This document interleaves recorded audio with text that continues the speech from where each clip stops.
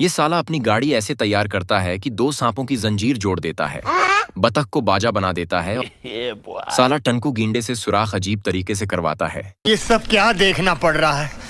अच्छा है मैं अंधा हूँ। फिर एक बड़ी नौ तैयार हो रही होती है और उसमें कील कोल से जड़वा देता है। 150 रुपया देगा।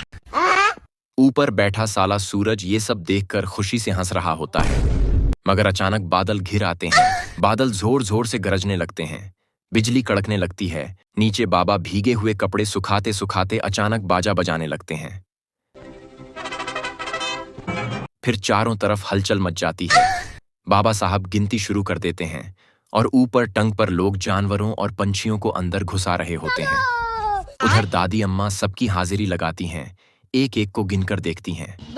साला एक गधा डरने लगता है और 9 पर चढ़ने से हिचकिचाता है। ये साला हाथी भी अंदर घुसने का नाम नहीं लेता।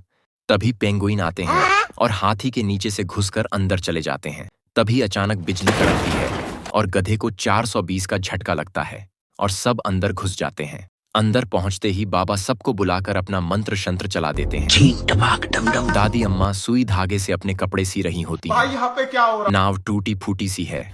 छत से पानी टपक रहा है जो सीधा बाबा जी पर गिरता है। बाबा जी खिड़की खोलकर पानी बाहर फेंकते हैं तो अचानक बिजली कड़कती है और वे बच जाते हैं और यूं खतरा टल जाता है।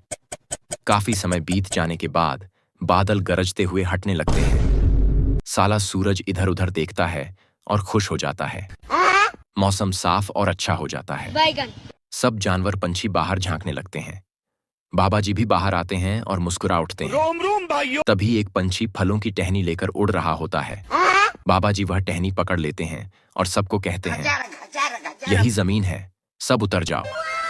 सब कतार में अपनी फौजी लाइन बनाकर बाहर निकल जाते हैं। जमीन पर पहुंचकर खुश हो जाते हैं और पेड़ की छांव तले खड़े होकर आवाज लगाते हैं, लाइक और सब्सक्राइब करो।